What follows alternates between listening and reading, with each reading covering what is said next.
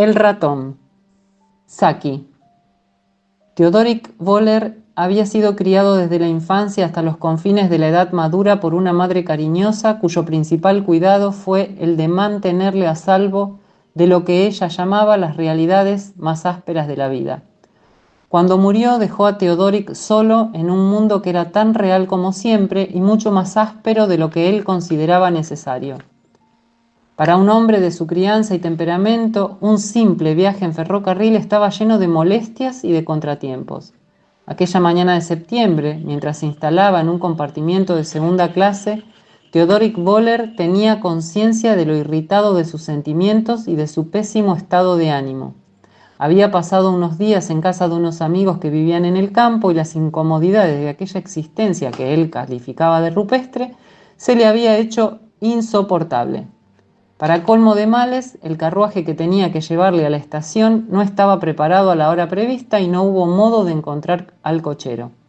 Theodorik, con silencioso pero muy intenso disgusto, se vio obligado a colaborar con la hija de su anfitrión en la tarea de aparejar al caballo en un cobertizo mal iluminado, al cual daban el nombre de establo y que olía muy poco a establo, excepto en aquellos lugares donde olía a ratones.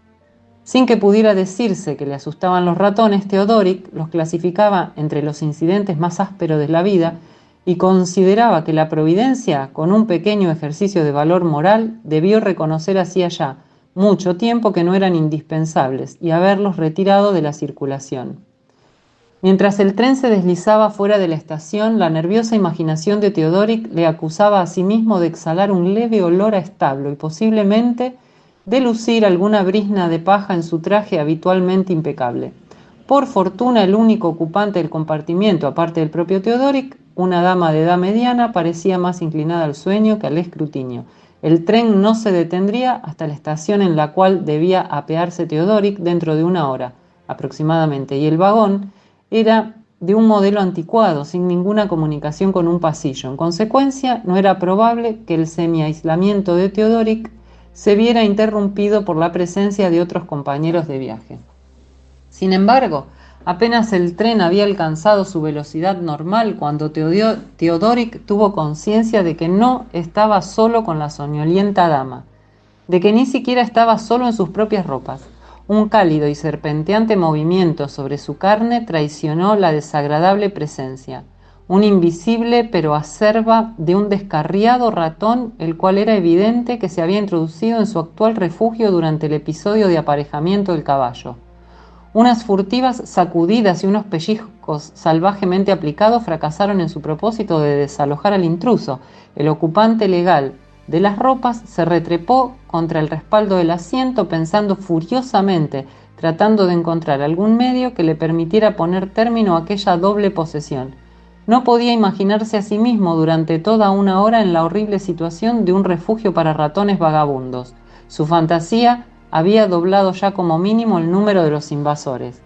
Por otra parte, lo único que le libraría de su atormentador sería el desvestirse, aunque fuera parcialmente, pero la idea de hacerlo delante de una dama era una idea que hizo enrojecer de vergüenza a Theodorik. Y sin embargo, en este caso la dama parecía estar profundamente dormida y el ratón, por su parte, empezaba a dar muestras de una extraña afición escaladora. Si hay algo de cierto en la teoría de la transmigración en su estado anterior, aquel ratón debió de ser un miembro del club alpino. De cuando en cuando el animalito perdía pie y resbalaba un par de centímetros piel abajo, y entonces, asustado o más probablemente enfurecido, mordía. Theodorik se vio abocado a la empresa más audaz de su vida. Enrojecido como una amapola y manteniendo una mirada agonizante sobre su dormida compañera, ató rápida y silenciosamente los extremos de su manta de viaje a la ventanilla y a la portezuela del compartimiento, estableciendo así una cortina protectora. Inmediatamente empezó a despojarse de sus ropas. Mientras el sorprendido ratón daba un salvaje salto hasta el suelo, la manta mal atada seguía el mismo camino. Casi simultáneamente la viajera abrió los ojos. Con un movimiento casi tan rápido como el del ratón, Theodorik saltó sobre la manta y se envolvió con ella hasta la barbilla, retirándose al rincón más apartado del compartimiento. La sangre latía furiosamente en las venas de su cuello y de sus sienes, mientras esperaba el asombrado comentario de la dama.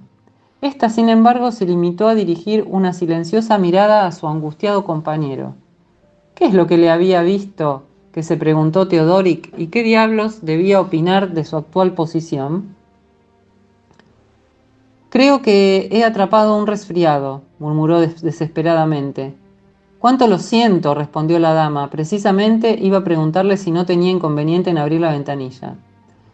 Imagino que se trata de malaria, añadió Teodoric, temblando como un azogado. Tengo un poco de coñac en mi bolso, dijo la compañera. Si es tan amable y quiere, alcáncemelo. Por nada del mundo. Quiero decir que soy abstemio, que nunca pruebo el alcohol, se apresuró a declarar Teodoric. Supongo que le acogería a usted en los trópicos. Teodoric, cuyas relaciones con los trópicos se limitaban al envío anual de un cajón de té que le hacía un tío que vivía en Ceilán, notó que incluso la malaria le estaba abandonando.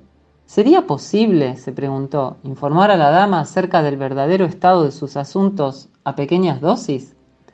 ¿Le asustan a usted los ratones?, inquirió Teodoric, tanteando el terreno. No, a menos que se presenten en grandes cantidades, como los que se comieron al obispo Jato.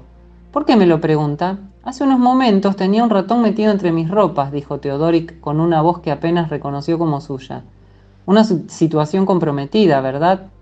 Desde luego, asintió la dama, los ratones tienen unas ideas muy raras. Tuve que librarme de él mientras usted dormía, continuó Teodoric. Luego, tragando saliva, añadió, por eso me encuentro así.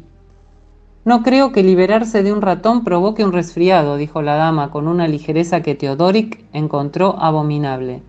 Evidentemente la dama se estaba divirtiendo con aquella situación. Toda la sangre de Teodoric parecía haberse movilizado en dirección a sus mejillas y una agonía de degradación, peor que una miríada de ratones, reptaba arriba y abajo en su alma. Y luego, a medida que la reflexión se abría paso en su cerebro, su sentimiento de humillación fue convirtiéndose en un intenso terror. A cada minuto que transcurría, el tren se acercaba un poco más a su estación de destino, donde el par de ojos que le contemplaban desde el otro extremo del compartimiento se convertirían en docenas y docenas. Quedaba la leve posibilidad de que en los minutos siguientes su compañera de viaje volviera a quedarse dormida, pero Teodoric tuvo que renunciar a aquella remota esperanza. La dama se había desvelado definitivamente y mantenía los ojos muy abiertos. Creo que ya estamos cerca de la estación, observó súbitamente la dama.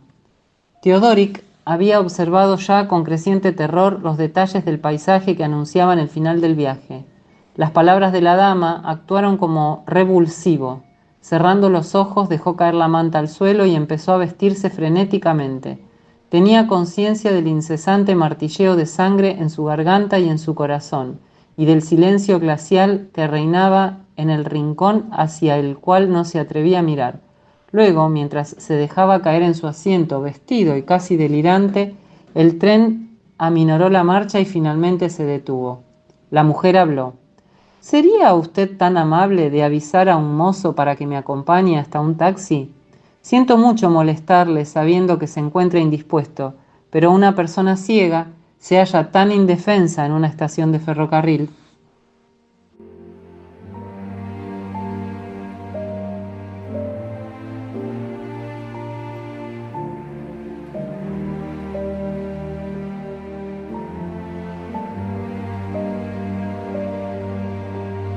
Soy Vero Vitali y he leído El ratón del escritor Saki.